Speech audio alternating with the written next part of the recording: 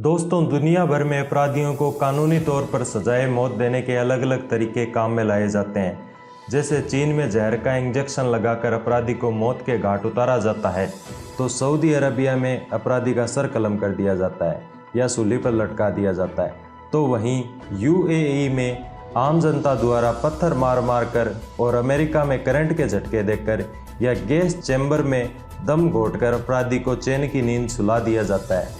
अगर भारत की बात करें तो यहाँ मृत्युदंड देने के दो तरीके अपनाए गए हैं, जिनमें अपराधी को गोली मारकर मृत्युदंड देना भारतीय सेना में प्रचलित है, जबकि भारत की अदालतों में मृत्युदंड देने का अभी एक ही तरीका उपलब्ध है और वो है फांसी। और आज हम इसी पर बात करेंगे कि भारत में अपराधी को मृत्युदंड के तौर पर फांसी की सजा ही क्यों दी जाती है, आखिर मरने के बाद अपराधी की लाश का क्या किया जाता है, फांसी की रस्सी कैसे और कहाँ बनाई जाती है, और फांसी की सज़ा से बचने के क्या क्या दांव पेच है, और इसमें शामिल होंगी बहुत सी ऐसी बातें जो शायद आप नहीं जानते होंगे।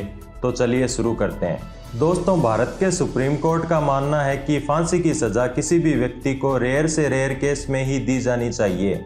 यहाँ रेयर से रेयर केस का मतलब व्यक्ति द्वारा किए गए अपराध से है। अगर वाकई अपराध इतना घिनौना हो कि अन्य सज़ा उसके लिए छोटी पड़ जाए तो ही व्यक्ति को फांसी की सज़ा दी जाती है। तो ऐसे में यदि सेशन कोर्ट अगर किसी को फांसी की सज़ा सुनाता है तो हाई कोर्ट का ये कन्फर्म करना कंपलसरी है कि क्या यह केस वाकई रेयर से भी रेयर है।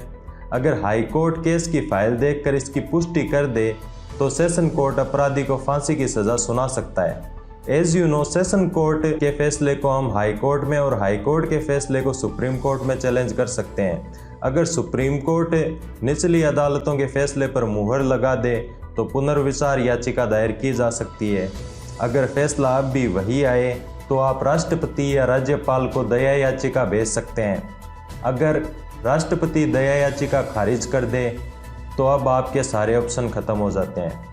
अब आप कोर्ट को कुछ दिन गुमराह भले ही कर सकते हो, पर बचना नामुमकिन है। अपराधी के सभी ऑप्शन खत्म हो जाने के बाद सुप्रीम कोर्ट सेशन कोर्ट को डेथ वारंट जारी करने के लिए कहता है।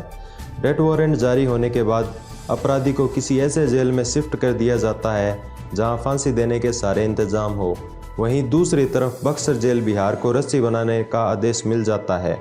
बक्सर जेल में अंग्रेज़ों के समय से ही रस्सी बनाने की मशीन है, परंतु रस्सी बनाने का अधिकांश काम बक्सर जेल के कैदी हाथ से ही करते हैं।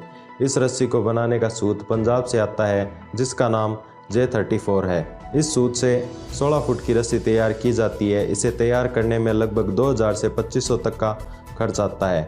यह खर्च महंगाई के हिसाब से बढ़ता घटता रहता है। इसके बाद रस्सी को उस जेल में भेज देते हैं जहाँ कैदी को फांसी दी जाएगी। वहाँ रस्सी को लास्ट फिनिशिंग देकर नरम बनाया जाता है ताकि नियमों के मुताबिक कैदी की सिर्फ मौत हो, उसकी गर्दन पर किसी तरह के निशान न रह जाए। रस्सी को मुलायम बनाने के लिए देसी घी का प्रयोग किया जाता है। रस्सी की फिनिशिंग के बाद इसे किसी सुरक्षित स्थान पर रख दिया जाता है ताकि इसके साथ किसी तरह की छेड़छाड़ न हो। इस रस्सी को मनीला रस्सी के नाम से भी जाना जाता है क्योंकि इसका सूत पहले फिलीपींस की राजधानी मनीला से आता था। जब तक अपराधी को फांसी की सज़ा नहीं दी जाती तब तक उस पर नज़र रखने के लिए 24 घंटे एक गार्ड तैनात रहता है। उसकी दिन में 2 बार तलाशी ली जाती है तथा उसके खान पान का ख्याल रखा जाता है। उसे घर वालों से मिलने का मौका भी दिया जाता है और उसकी अंतिम इच्छा भी पूछ ली जाती है ताकि समय पर उसकी इच्छा पूरी की जा सके। फांसी वाले दिन कैदी को सुबह जल्दी लगभग 3 से 5 बजे के बीच उठाया जाता है। यह समय सर्दियों और गर्मियों के हिसाब से बदला जा सकता है। उठने के बाद उसे फ्रेश होने के लिए कहा जाता है। वह अपनी इच्छा अनुसार ठंडे या गर्म पानी से नहा सकता है। उसके बाद उसे उसकी पसंद का नाश्ता दिया जाता है। उसे उसकी इच्छा अनुसार कोई भी धार्मिक पुस्तक पढ़ने को दी जाती है। लगभग 6 से 8 बजे के बीच कैदी को जेल सुपरिटेंडेंट कुछ गार्ड के साथ फांसी के स्थान पर लेकर आता है। अब कैदी को उसकी भाषा में डेथ वारंट पढ़कर सुनाया जाता है और इस पर उसके साइन भी करवा लिए जाते हैं। अब आगे की प्रक्रिया जल्लाद करता है। कैदी को फांसी देने के लिए लॉन्ग ड्रॉप मेथड काम में लिया जाता है, जिसकी खोज विलियम मारवुड ने की थी। यह ब्रिटेन में एक जल्लाद थे, परंतु इनका यह मेथड पूरी तरह साइंटिफिक है। इस मेथड में रस्सी की लंबाई और कैदी को किस ऊंचाई से नीचे गिराना है यह सब कैदी के वजन और लंबाई को ध्यान में रखकर एक फॉर्मूले से ज्ञात किया जाता है। ऐसा इसलिए किया जाता है ताकि कैदी की गर्दन पर लगभग 5500 न्यूटन का बल लगे और उसके गर्दन की हड्डी टूट जाए। गर्दन की हड्डी टूटने से कैदी की मौत तत्काल हो जाती है। कैदी को एक आसान मौत मिले इसलिए इस मेथड को अपनाया गया है।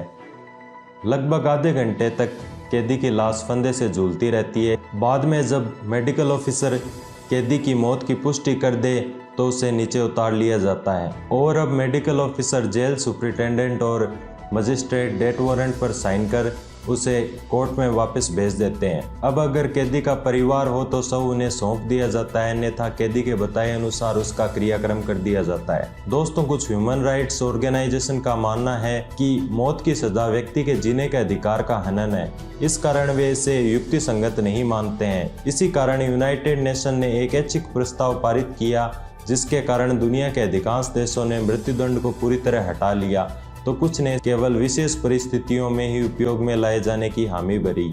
आप हमें कमेंट सेक्शन में बताइए कि क्या मृत्युदंड जैसी सज़ा होनी चाहिए या नहीं। अगर होनी चाहिए तो इसका कौन सा तरीका अपनाया जाना चाहिए।